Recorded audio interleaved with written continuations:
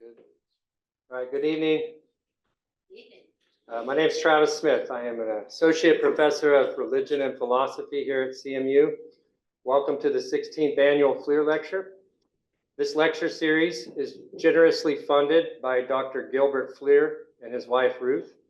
Dr. Fleer was an assistant professor of religion at CMU from 1959 to 1965. He went on to serve as a United Methodist counselor where he counseled young adults in unconventional settings. The Fleer's strong support of leadership training led them to fund the Gil and Ruth Fleer Fund for Excellence in Value-Based Education here at CMU. On behalf of the Department of Religion and Philosophy and Central Methodist University, I thank the Fleers for their continued support and generosity. Several people were involved in contributing to making this event happen this evening. I would like to thank Executive Vice President Bill Sheehan, Stasia Sherman, and Cindy Rogan from Advancement and Alumni Relations. I also thank Joe Wayner, Emily Kessel from the Office of Marketing and Communications, Sharon Cravens and her kitchen staff, Provost Rita Goldstad, Associate Dean Dory Wagner, President Roger Drake, and my colleagues in the Humanities Division, especially Dr. Daryl Jeffries and Dr. Kevin Carnahan. After the talk tonight, we will have time for some questions, and I think I saw some cookies in the back as well. I ask that you please silence your cell phones, and now I'll hand it over to Dr. Carnahan to introduce tonight's speaker. Thank you. Hello, I am Kevin Carnahan, professor of philosophy and religion, and we are excited this evening to have Rubén Rosarío Rodríguez with us. Dr. Rodríguez is the Clarence Lewis and Helen Staber Professor of Theological Studies at St. Louis University. He has written multiple books, including Dogmatics, After Babel, Christian Martyrdom and Political Violence, and Theological Fragments. However, what's most important that you know is that he and I shared a stage at Theology Beer Camp 2 years ago, where we were speakers. And he's a good friend of mine, and we've worked together at the Society of Christian Ethics. And I'm very excited to have him here. So if you will join me in welcoming Rubén.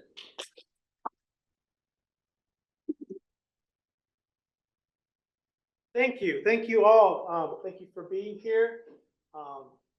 Wonderful dinner, beautiful campus. It's a real joy. And couldn't have picked a nicer day to drive from St. Louis. I am a professor of systematic theology, which sounds a lot more impressive than it actually is.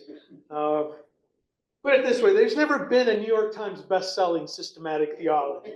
So I think we just come up with big words to make ourselves sound more important. But I want to talk to you today about spirituality in the secular age and what I think is missing from our talks about religion and theology in our world today. I wrote a book about it, Theological Fragments. You got to love editors. The book was a not so subtle tip of the hat to Soren Kierkegaard, the existentialist philosopher, his book, Philosophical Fragments. I just wanted the title, Theological Fragments. But the editor insisted, in fact, a whole board, they had a committee meeting, and I get this email. We've decided that it needs the subtitle, Confessing What We Know and Cannot Know About an Infinite God. It just rolls right off the tongue, doesn't it? But this is a book that grew out of a kind of an existential crisis of my own. Not in my faith, that's never wavered, but in my ability to communicate that faith to others, and in particular to this younger generation of students who are the age of my children, who are 17 and 21. I really felt like I was talking to a wall, that I'd somehow lost the ability to communicate my faith to this younger generation. And it was out of that crisis that this book grew. And so I want to begin with the opening paragraph and go from there. Human beings are storytelling animals. From our days as nomadic hunter-gatherers sitting around a campfire, staving off the darkness and all its terrors, real or imagined, stories allow us to make sense of a complex and frightening world. Stories help us to cope with and transcend our relative insignificance in an infinite cosmos. Stories also create a sense of community and interdependence. So that's where I begin my work as a systematic theologian, with story, and in particular, the story of Jesus of Nazareth, called the Christ. And my crisis was brought about by the fact that in 20 years of teaching, I have seen a generation of students go from students who came to college with some form of theological formation, many of them at least through 8th grade confirmation class, and quite a number of them through Catholic high schools. I teach at a Jesuit Catholic university. To now a reality where most of my students no longer identify as Christian, and many of them could not tell me the bare outline of the Christian story. And so it was out of this sense of how did we lose that narrative, for lack of a better word, and how can we regain it? And so it was a period of deep reflection, a period of educating myself about these generational changes that I'd chosen to ignore as I got older and comfortable and middle-aged. And it was also a journey and a story about how I kind of rediscovered some common ground for how to communicate to my students and have been re-energized in my teaching. And so in many ways, it's no exaggeration that this book was written as a love letter to my students. I take this stuff seriously. I think there's a lot here you could learn from. I hope you'll give it a chance. I can't tell you whether or not any one of my students has ever read the book, but we've talked about it at least in my classes. And as I reflected, it began to kind of hit on me that in many ways, part of the problem is my own discipline, theology, and in particular, systematic theology. And I ran across a wonderful image in the philosophy of Soren Kierkegaard in his book, The Concluding Unscientific Postscript to the Philosophical Fragments, which is like 4 times bigger than the Philosophical Fragments. He had a wicked sense of humor. Anyways, he compared systematic theology to a builder who builds this wonderful crystal palace and then lives in the dog kennel outside the gates. And so what I wanted to present was a theology of the dog kennels in some sense. Why write this wonderful system of theology that answers all your questions if no one's going to live it? If everyone's living in the kennels, then we need to write a theology that makes sense to those living in the kennels. So I called my lecture Spiritual Formation in a Secular World, Challenges and Opportunities. And one of the biggest challenges is, as I said, our discipline very early on undermined itself. One of my professors, Diogenes Allen at Princeton, wrote this little book called Spiritual Theology, the Theology of Yesterday for Spiritual Help Today. And his thesis is very simple. He said that when theology was born as a discipline during the early years of the Christian church, it was a practical discipline. It was meant to help us live life in the world. Somewhere along the way, it became contemplative, highly intellectualized, and somewhere, probably in the high Middle Ages, lost its purpose as a practical guide for human living. And at this point in the book, Professor Allen introduces this wonderful anecdote. his wife suggested that he donate his talents to their children's school's silent auction.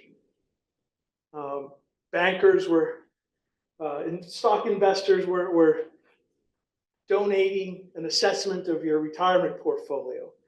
The pro golfer who was a member of the school was donating golf lessons. And so she said, why don't you auction your talents to provide the winning bidder with an assessment of their spiritual health? You can imagine the reaction, right? This is what he said. Of course, this offer was greeted with a burst of laughter. Perhaps just hearing it makes you smile.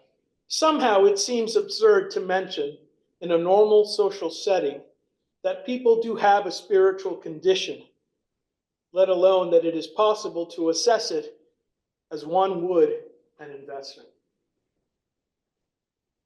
In many ways, this is par for the course in today's world, where we reject the idea of expertise and people who have authoritative opinions on issues. And so theology is just one of many. I never thought, for example, when I got my PhD 20-some years ago, that I'd have to have a debate in class about whether or not the earth is flat. I've had to do that. Times have changed. We no longer respect authority or knowledge or expertise, or maybe the underlying issue is we no longer respect truth. Whatever the case, spiritual theology is something that is ridiculed, is not taken seriously, but is something we are very much in need of. Life is more than just that time between when you're baptized and when you die. And we have a lot of living to do. And spiritual theology was intended to help us on that journey, to instruct us. As Christians, as part of this story of a God who loved humanity so much, God could not conceive of an existence without communion with God's creation, and we as part of that creation. And therefore, God not only created the wonderful universe in which we live, but when we mess things up, is always there to offer forgiveness, redemption, and help us rebuild.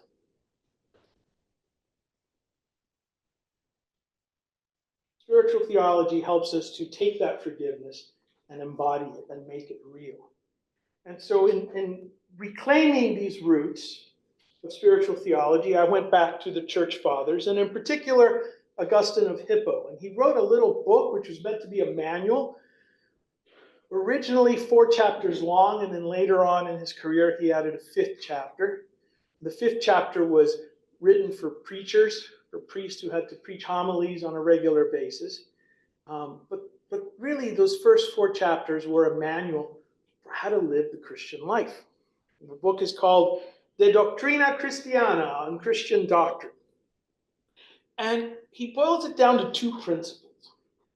The first is the principle of humility, that when it comes to speaking about God, which is what we theologians do, we should bear in mind that God is God and we're not. Therefore, we should have some humility when we make theological proclamations and be willing to recognize that maybe, just possibly, we misunderstood something. And we could be wrong. Therefore, theology should never speak with 100% assurance, but should always have the humility to recognize we're human, we can make mistakes, we can think God told us one thing, but we might have misheard or misinterpreted. So that's his first principle, the principle of humility. The second one is the principle of charity, caritas, which is Latin for love. And that he drew straight out of the Sermon on the Mount. Jesus is preaching. What is the greatest commandment? To love God with all your heart, mind, and soul. And the second is like it, to love your neighbor as yourself. It's summed up this way. If your theology, if your reading of the Christian tradition and the Christian story does not increase your love of God and does not increase your love of neighbor, then you read the wrong story. You read it wrong. You made a mistake somewhere along the way. And so in this process of developing a spiritual theology, of this journey of faith, of growth, the church fathers identified three main stages: repentance or conversion, growth in virtue or excellence, and love of neighbor. All of it building to love of neighbor. Now, I know I'm speaking at a Methodist university, but I'm a Calvinist, a Reformed theologian, and Calvin interpreted it this way in his commentary on the Ten Commandments. He says the commandments are split into two tables. You have the commandments that are proving our love of God, and those commandments that demonstrate our love of neighbor. And what Calvin had to say is, you can fake love of God. You can show up at church and sing your hymns loudly and say loud prayers and pour lots of money into the collection plate. But you can't fake love of neighbor. If you live in community with people every day and interact with them, eventually, if you're a hypocrite, if you're a misanthrope and you can't stand your fellow human beings, it will be known. And so God set up the two tables of the Ten Commandments to prove our love of God through our love of neighbor. And that's the whole purpose of a spiritual theology. Which is why I wrote this book. And I wrote it for anyone like me who chooses to remain Christian despite Christianity's cultural decline. I hope that it'll appeal to the believer in the pews, or the pastor in the pulpit, or like me, the theologian in the academy. But I don't have any special insight. But I have 20 years of teaching experience and working with young people who don't want to be in a theology class, but had to be there, and helping them understand the Christian story and what it means for their own lives. And so my hope is that if people read this book,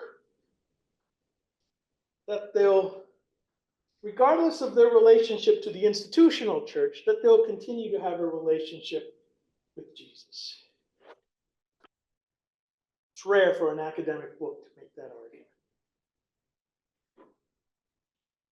But I think it's very important because we're living in a time that has been marked by the rise of the religious nones, as in none of the above. The census in 2018, the studies done by the Pew Research Center, over 30%, I think it was as high as 35% of adults in the US in 2018 identified as no religion. And that's the highest that number has ever been. Now, this includes a lot of people, those who are agnostic, not certain, those who are committed atheists, definitely don't believe in God, and then those who are just kind of nothing in particular. I might have gone to Sunday school as a kid, but, life got busy. But demographically, taken as a single group, the nones are one of the largest segments of our population, larger than any one of the Protestant denominations, and larger than all the mainline denominations put together. The Southern Baptists, they have a lot of Southern Baptists, but the Methodists and the Episcopalians and the Presbyterians and the American Baptists, we're a dying breed. So we got to pay attention to this. And so the question that I asked myself during my crisis as a professor of theology at a Catholic university is, why are millennials and Gen Z leaving organized religion? And so I dove deep into the data. I read the various studies that were done. And I went beyond just the raw statistics to what they really said. I read the narratives, and I'm going to share some of those with you. Very eye-opening. And what I found is that much of the disaffection among this key demographic, 18 to 29, is a rejection of what we might call traditional church culture. In their opinion, Christian churches reinforce certain problematic stereotypes, especially in terms of race, gender, and sexuality. The younger generations have grown mistrustful of church authorities following multiple church sex scandals. And it's not just the Catholic Church that had a sex scandal. Pretty much every major denomination has dealt with this, most recently the Southern Baptist Convention. Evidence of 20 to 30 years of protecting predatory pastors, hundreds of cases. It's going to get ugly as they keep investigating. And this generation is concerned about Christianity's role in the nation's legacy of slavery and anti-Black racism, which I think we saw really hit its low point during the summer of the pandemic with the killing of Floyd by a white police officer. And then, for some of these kids, there is an unresolved tension between religion and science. And the data does show that even though they mistrust all authority, they have a more positive attitude toward religion. Toward science than they do toward religion. So what is the church doing? How is the church responding? And these are real pictures. I Googled abandoned churches, and there is a plethora of churches that are just lying empty in this country. And they can't even sell the properties, and so they just begin to fall apart. It's kind of heartbreaking. And so I was reminded of the philosopher Diogenes, a Cynic philosopher from ancient Greece. When Corinth was threatened with a siege by Philip and all the inhabitants were busily active, one polishing his weapons, another collecting stones, a third repairing the wall, and Diogenes saw all this, he hurriedly belted up his cloak and eagerly trundled his tub up and down the streets. When asked why he was doing that, he answered, "I too am at work and roll my tub so that I'll not be the one and only loafer among so many busy people." In other words, yeah, the city's about to get overrun by an enemy army, but I don't want people to think I'm lazy. So look, I'm busy. I'm doing something about it. Well, not much use to just roll your tub up and down the street. The church's response has been like that, a flurry of activity designed to give the impression that we're working hard, but in the end, nothing gets done. Whatever else happens, what these studies have shown is that religious nuns do not respond well to traditional apologetics, which are the rational defense of religious belief, and evangelism, which is the attempt to convert and bring in new believers. And so a new approach is needed. And I ask, why not engage the religious nuns on their terms? And to do that, we have to get to know them. And so if you dig deep into this demographic data, and these researchers, the PRRI and the Pew, they keep updating every year. This has become their big obsession of late. And the first thing I uncovered is that 3/4 of that 35% that identifies as religiously unaffiliated grew up in a Christian home. So we kind of failed them on that level. The church's panic over the rise of the religious nuns blames everything on the secularization of our culture. I think that's an overstatement, and I'll tell you why in a minute. But it's also clear that there's no quick fix. We're not going to reverse these demographic trends.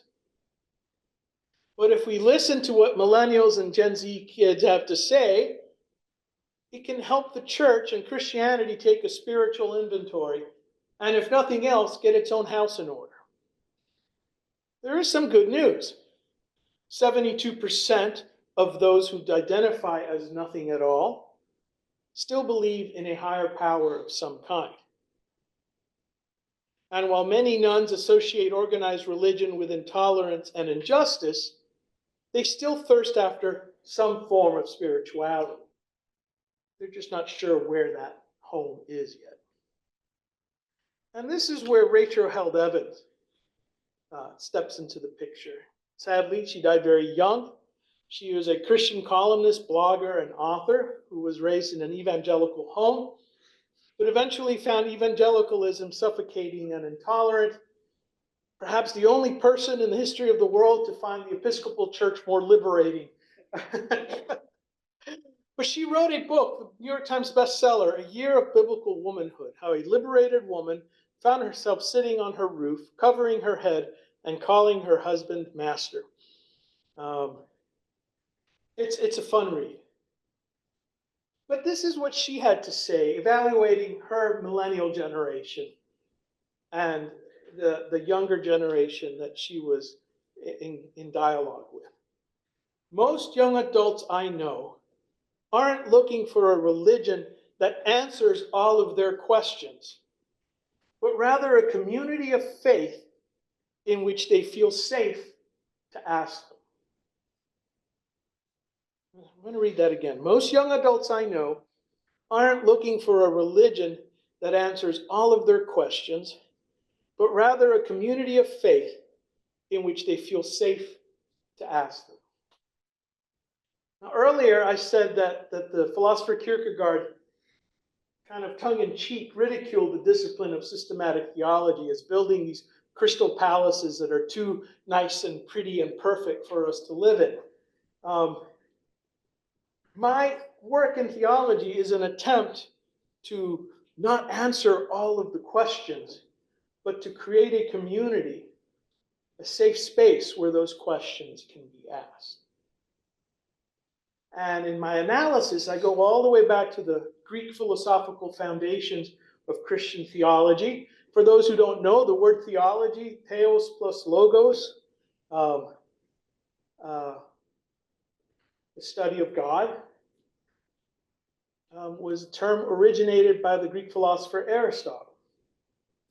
And so I provide a very simplistic analysis of the impact of ancient Greek philosophy on Christian theology and suggest that somewhere along the way we linked Christian theology to Platonic thought and the Platonic belief that there is an eternal and unchanging reality that underlines this shifting reality that we experience.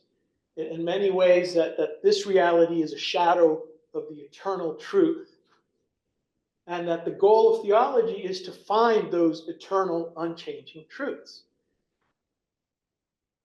And so we built these systems of theology, these crystal cathedrals that are perfect and hold everything together and explain everything, but if you were to question it, it would all crumble and fall apart.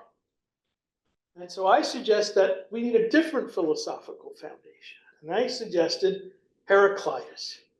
We don't know much about Heraclitus, and only a few fragments of his teachings have survived, but the most quoted one is the passage where he says, you can never enter the same river twice. It's an analysis of reality as ever-changing, as constantly changing. To which one of his smart-ass disciples said, you can never enter the same river once. Change is so constant that there's never such a thing as a river. It's always just flowing, changing, constant. Now, when I did this, when I introduced this model, a Heraclitean model as opposed to a Platonic model, I did so criticizing the Platonic tendency in Plato's Republic to create a perfect society in which everything is accounted for and everyone has their place in society. And what you have is a rigid, hierarchical, very structured system where there's very little freedom and where some are expected to be masters and some are expected to be slaves. In other words, it's a totalitarian, autocratic existence. And I suggest that that's not the Gospels. Gospels are communal. There is community, but they're also not autocratic. It's democratic. And so I suggested Heraclitus because Heraclitus resisted the urge to impose order on everyone else. Now, I have a colleague in my department who is more of an evangelical leaning than I am, and he responded in this way. Let me read this passage from the book. A friend and colleague raised this objection to my preferring a Heraclitean worldview over a Platonic worldview in developing my book's argument. And here I quote him at length. If all our theologizing is a Heraclitean flux, then wouldn't this make every one of our theological utterances the creature of a moment, not lasting for a century or a generation, nor even a decade, year, month, day, or hour, but only for a moment, a little puff of smoke? End quote. His reaction reflects the human desire for certainty among the radical plurality we experience. But as with many Christian apologists, he makes the mistake of assuming God talk is a zero-sum game.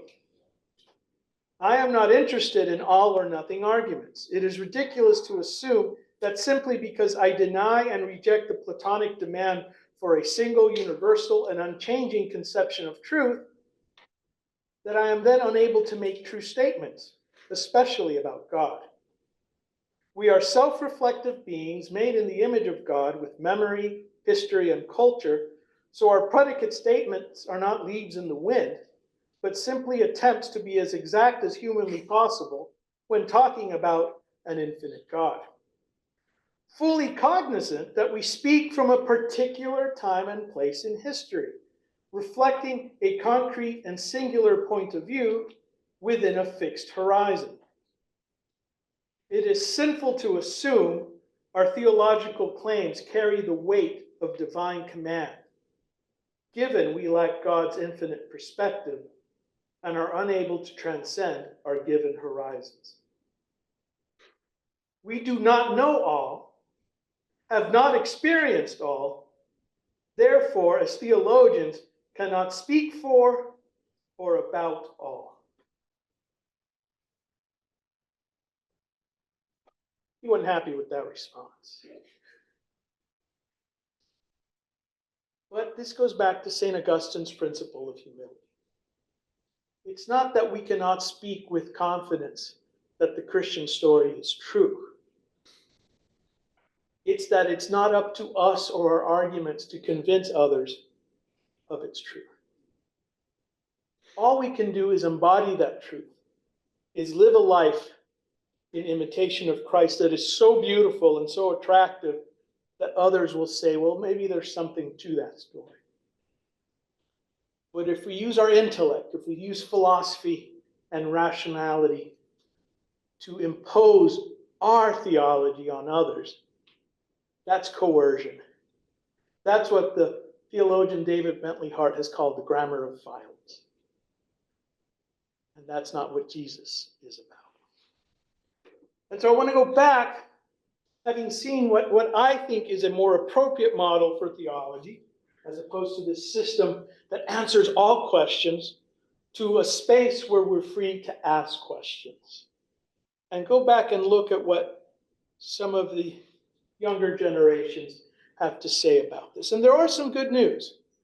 In 2020, the Public Religion Research Institute, PRRI, noted that the decline in church membership and in those who identify as Christian has stabilized among mainline Protestant and Catholic churches. Survey data also shows that an overwhelming majority of Americans still believe in God, despite the rise of the religious nuns. And I know this came up during our dinner, but many of the nuns fit the pattern of those who have historically described themselves as spiritual but not religious, whatever that means. To me, it's good news because it means that they have not fully abandoned religious belief, even if they've left behind organized religion. Rather than marking the rapid secularization of US society and culture, the growth of this subset of our society, the religious nuns, really is marking a shift in religious identity. American ages 18 to 29 are not only the most likely age group to answer nothing at all. This is where it gets interesting. They're also the most religiously diverse generation in the history of this country. So maybe it's not that they're leaving religion behind. It's that they're leaving a Christianity that no longer resembles its founder. What do nuns believe? 56% say they still believe in God. 1/3 say they do not believe in the God of the Bible, but there is some higher power. Only 1 in 10 are atheists. About half of Americans say that God or some other higher power has directly acted in their lives. And 80%, 8 in 10 of US adults believe that some higher power has protected them. And when you look then at those who say none of the above, 72% of them still believe in some kind of transcendent power. As I said, the Pew Research Center and PRI keep updating this data every year, analyzing it to death. And those numbers have stabilized. Now it's only 28% of the population that identifies as none of the above. But what's interesting is that they're not uniformly anti-religious. They recognize that religion can be a force of good as well as a force for evil. And so I dug into this data, and I'm just going to share some passages. Again, anecdotal, that they were asked very specific questions, but there were also narrative portions. And one male millennial describes his journey. I guess I still have a lot of religion in me, you could say. It just comes out differently now. I feel comfortable in a church for the most part, or in a Buddhist temple, or whatever, even if I don't exactly believe what they believe. I think it is good when people pray together and sing. All religions have something good in them, even the most small-minded of them. I like that. I like to be open to all of it.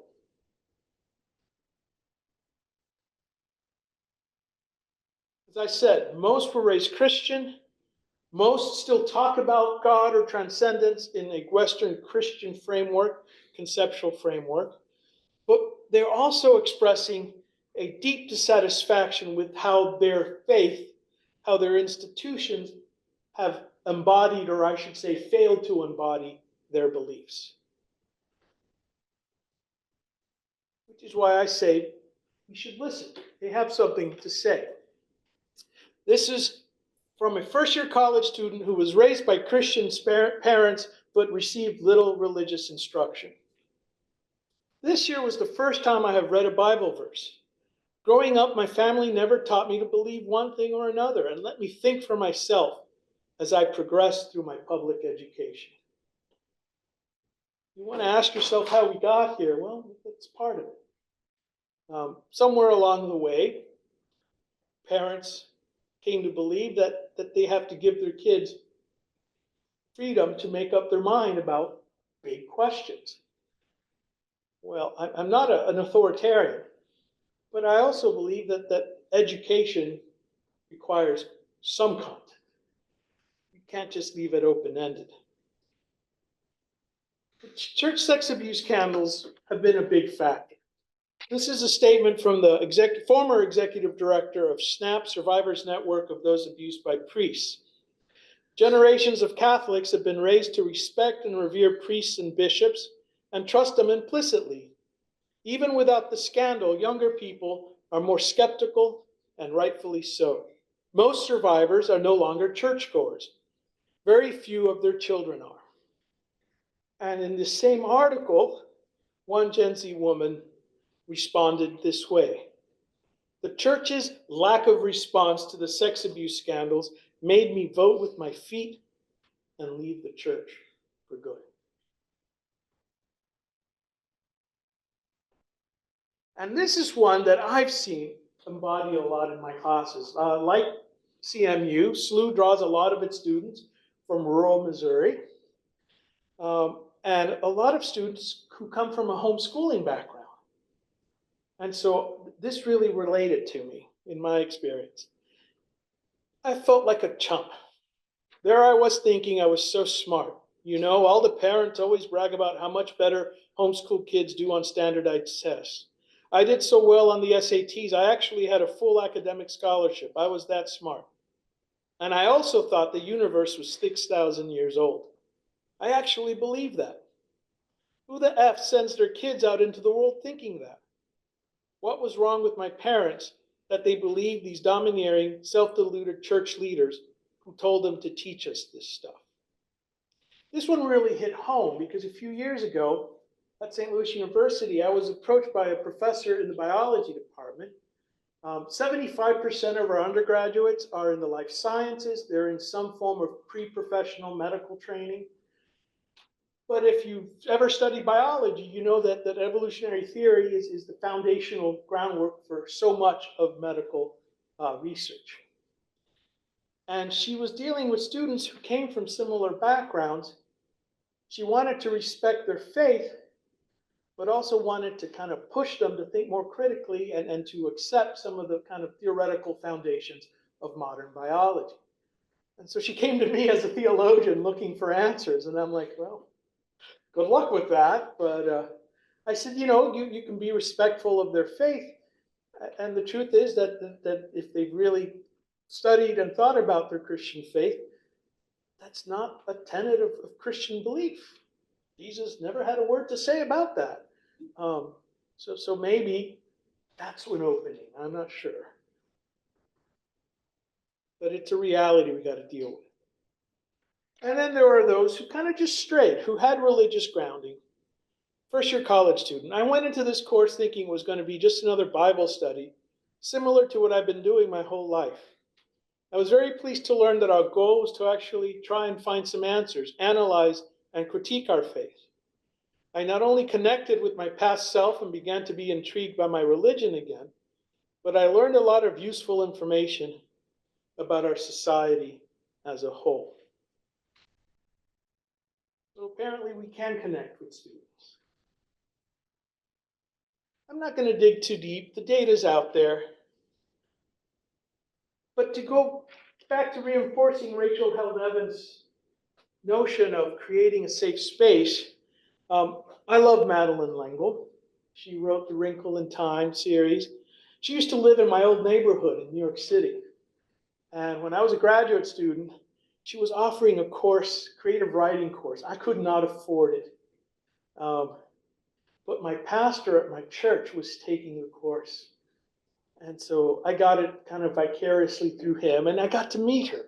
She was a member of the Cathedral of St. John the Divine, the Episcopal Church there, right on the north end of Central Park. Beautiful place. And this is what she has to say on the subject. We do not draw people to Christ by loudly discrediting what they believe, by telling them how wrong they are and how right we are, but by showing them a light that is so lovely that they want with all their hearts to know the source of it. That's what I mean by a Christian story. And that what attracts believers is not the strength of our argumentation,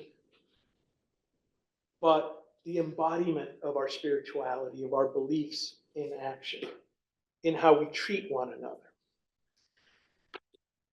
Now, I've tried to stay off of social media recently, but a few years ago, I really thought it could be a forum for conversation. I was wrong. But I had a conversation. I posted parts of this book on my Facebook page to try to generate conversation. And it caused quite a stir with a Christian pastor who's now a militant atheist. After years of pastoral work, he's now the anti-evangelist, I guess. And here's his first comment to my post. The more a country advances educationally, technologically, and scientifically, the less religious it becomes. Deities die as humanity progresses and becomes more self-reliant. Well, I took the bait. And I kept responding. And to every response, he responded back. The more people learn how nature and the universe works, the least propensity to resort to religious or faith-based explanations. I'm describing the fact that they subside as humanity understands nature better. Bringing it to a more personal note, I was a devout Christian for 44 years, of which 13 I was a minister. Now I am an unbeliever. What truths, benefits, or advantages of faith did I lose? In what senses I may not be better off by abandoning the faith?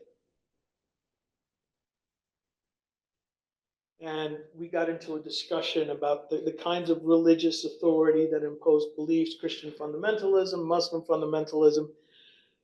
And he goes on to say, because I pointed out that by the year 2040, 64% of the world's population will be either Christian or Muslim, and they are believers. You mentioned the predominance of Muslims and Christians demographically. A huge part of that is due to a powerful social, cultural, and even political set of conditions, starting with people being born into such systems, with everything surrounding them geared towards that faith. There are countries where being atheist is a crime. Basically, many people did not have a choice. Even when they moved to countries with religious freedom, all their social network is based on their religion of origin. But none of that validates the supernatural claims. I'm not connecting with this guy. So finally, 20, 30 posts later, I decide to end the conversation. And this was my final response, because he was not only not understanding or being charitable towards my position, but was becoming very insulting. So I said, "Thank you for sharing your journey. Not my place to change your mind about anything. Your experiences are real, and your conclusions are real in a way nothing I could say would be as real. But suffice to say that if God is real, and I have my reasons for believing so, then God is not the God of any one denomination or religion. God cannot be reduced to doctrine or dogma. These are human creations anyway. And if God is love and compassion, which I also affirm, then God will continue to pursue you and communicate with you in whatever way you are most comfortable and receptive. With me, it begins with the fundamental ontological question, why is there something instead of nothing? The very fact of being is an act of love, and despite all the horrors that characterize the human condition, I believe in what Martin Luther King Jr. stated many times in his preaching, that, quote, the arc of the moral universe is long, but it bends towards justice. Yes, there is a lot of empirical evidence to the contrary. But I came to faith through my reading of the existentialist philosophers, Kierkegaard, Nietzsche, Sartre, and throw in a little Dostoevsky and Camus. So in the end, I can offer no objective, irrefutable evidence for this belief, choosing instead to stand firm on the hope and wager the whole of my life on it. Peace, and thanks again for the conversation. He didn't befriend me, but he hasn't talked to me since. I'm going to jump forward to the conclusion of the first chapter of my book. In my book, I identified 6 problematic myths that I think Christianity has been perpetuating. And those are the myth of theological totalitarianism, the myth of human uniqueness, anti-science bias, the myth of the free market, we're in bed with capitalism, the myth of materialism, again, the prosperity gospel kind of speaks volumes, right? The myth of white supremacy, we're seeing that with the rise of white Christian nationalism in this country, and the myth of Christian uniqueness, the belief that only Christianity is true. And I address each of these in a separate chapter, and then I offer a response. Rather than offering a system of thought that's comprehensive, I offer a fragment of theology. And I juxtapose the traditional evangelical definition of apologetics and evangelicalism as a form of coercion, and call that the myth of theological totalitarianism, the view that there is only one right version of Christianity, only one correct path to God. This assumes an adversarial stance, and it doesn't pay much attention to what the Bible has to say. Peter said, always be ready to make your defense to anyone who demands from you an accounting for the hope that is in you. We should defend our faith. But that's kind of where it ends for them. They don't then read what Peter goes on to say, yet do it with gentleness and reverence. And so I suggest we need a different kind of apologetics, a postmodern apologetics. One that, rather than attacking, rather than rejecting diversity of belief and opinion, seeks to create that community, that space where we can ask questions. And a model for this is Dietrich Bonhoeffer, the German Lutheran pastor who was martyred in a concentration camp. While in that camp, he wrote about the future of Christianity needs to be a religionless Christianity. And what he meant by that is we need to learn how to speak about God in a way that the secular world will understand and embrace it. And that's what I've been trying to do in this book. I don't know if I've succeeded, but what I do in response to the first myth of theological totalitarianism, in every chapter I draw an example from somewhere in the history of the Christian tradition to counter that myth. And in responding to apologetics and evangelicalism, I drew upon Eastern Orthodoxy. The Christian story offers a theological framework for a welcoming and inclusive church. The Orthodox tradition has focused on Christ's act of kenosis, self-emptying in Philippians, and the spiritual theology that we need and are aiming for asks us to imitate that self-emptying love. To be part of the koinonia, the fellowship that exists between Father, Son, and the Holy Spirit, and to develop that community with our fellow human beings. This allows us to set aside differences and embrace the image of God in the other. And the theologian that I plucked out of the tradition was Father John D. Zazoulis, the Metropolitan of Pergamon, passed away a couple years ago. In his book, Communion and Otherness, Further Studies in Personhood and the Church, he articulates an Orthodox theology that emphasizes human dignity and that our dignity begins with the gift of God's grace. And he argues that God has always acted towards humanity freely, offered love, and from this basic assumption, we derive our inherent dignity as creatures in the image of God. In other words, the very act that the universe was created was an act of love. And the fact that God chooses us to be God's image in the world is an act of grace. So he says, unless we sacrifice our own will and subject it to the will of the other, repeating in ourselves what our Lord did in Gethsemane in relation to the will of his Father, we cannot reflect properly in history the communion and otherness that we see in the triune God. And what this leads is to an ethic, a way of living in the world that is grounded in Christ's own example, in his own life and ministry, that, quote, does not allow for the acceptance or the rejection of the other on the basis of his or her qualities, natural or moral. Everyone's otherness and uniqueness is to be simply respected on the simple basis of each person's ontological particularity and integrity. In other words, we are as God made us, and because we are image of God, each of us is deserving of love, compassion, dignity, and respect.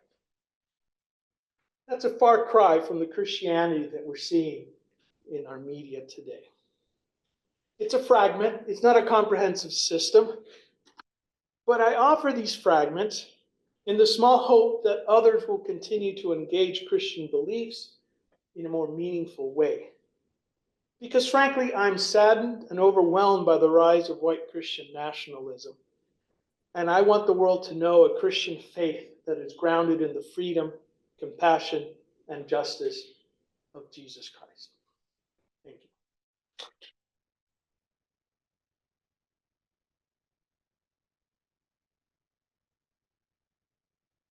Can I answer a question? You have a question, raise your hand.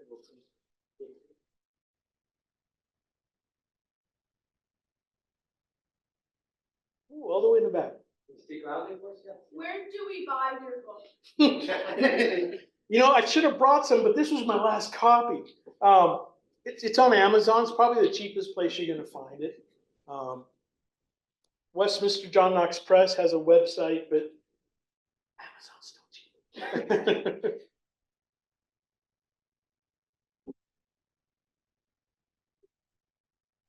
So the most recent, you mentioned that there seems to be a plateauing of the decline in Christianity. But as I've read some of the more recent stuff, there's also been like a gender shift in the most recent, that traditionally women have been like dominated in Christianity and like men are more. And I'm a little bit worried about that white Christian nationalism as mixing together with the kind of toxic masculine Definitely. Christianity, like a Charlie Kirk type of Christianity, and that what's happening in the plateauing is that we've actually got a surge in that kind of Christianity. Do you think that fits with the demographics that you've looked at? No, and here's the simple answer. Yeah. Because the evangelical churches and mega churches and places like the Southern Baptist Convention are still in decline at a time when the Catholic Church and the mainline have leveled off. That's point one. Point two, during this whole crisis of the last decade, church membership has remained steady in ethnic minority congregations. Furthermore, Catholic Church has huge upsurge because of immigration, primarily from Latin America. So I think part of the problem is we're only looking at the analysis in a localized US-centric approach and aren't looking at the fact that despite our current political administration, immigration is here to stay, it's a reality, and we're dealing with global Christianity. Now that's the good news. The bad news is I was just at Princeton last week for the World Christianity Conference, and there was a discussion among my colleagues from Africa about how they think Trump is a good thing for them in Africa. He says we need to wean ourselves off of the money that comes from the American government, and that with that money comes a certain ideology, and that under the previous administration, they were having to enforce certain policies about LGBTQ inclusion that they as Africans did not feel comfortable with. So if that's the cost of being freed from that, then sure, we don't want your money. And so they were actually praising Trump. That's kind of scary though, because that has been the pattern in global Christianity. In Latin America, the rise of nationalism in Brazil, and in Nicaragua, in El Salvador, Guatemala is scary. And it goes hand in hand with the prosperity gospel, I might add. So yeah, kind of good and bad. At the same time though, that over the gender issue, most recent Pew study that just came out in 2024 actually said that in many ways, those numbers still haven't changed much. And so there might be a rise in identification as Christian, but as far as the who actually gets things done in churches, it's still women. and that's probably not going to change anytime soon. I don't think enough has been done about the fact that Gen Z is the most religiously diverse generation in our history. And I think that raises the importance of having dialogue across religious traditions. And that's one of the things that the more kind of fundamentalist and right-wing versions of Christianity are very much against. It's all about conversion, right? But there are some pretty amazing interfaith dialogues happening. And here in this country, because supposedly have a constitutional freedom and protection to do that in a way that other countries don't. Yes. What you mentioned on one of your slides about young people today quite often saying that they are not religious, they are spiritual. I find that to be incredibly common, as I talk to young people. But I've often wondered, with that commonality, with the prominence that that thought has in young people, why haven't young folks organized around that notion? And why haven't they formed a movement, a collective movement? There's a book coming out by Orbis Books that I was a part of, and it was funded by the Fetzer Institute, which is a nonprofit established by a former senator from Michigan to encourage interfaith dialogue. And it's called Our Shared Sacred Stories. And it's brought together representatives from Christianity, that was the group I worked with, from all the major religions of the world. And then one chapter that completely blew me away, which was, what's the word?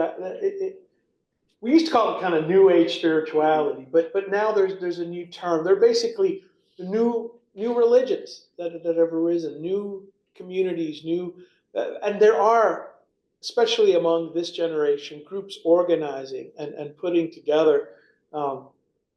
It's fascinating. They're small movements. They're never going to become widely popular. But it is also part and parcel of the history of this country. I taught a course on American utopianism. And did you know that in the first 100 and up until the Civil War, right, first 100 years of this country, there were over 200 religious, what we might call cults or movements, that created communal societies. And this country has always been kind of a breeding ground for religious freedom and experimentation. Some of those movements survived. The Church of the Latter-day Saints. Others, like the Shakers, kind of faded out. But the point being, that's one of the reasons people come to this country. And so I think it's happening. I think it's ongoing, but that impact might not be measurable till 20 years after the fact, right? Part of it, though, is that they're looking for a vocabulary to talk about something that, by definition, ineffable. And I'm in one of those rare universities where we have a department of theology.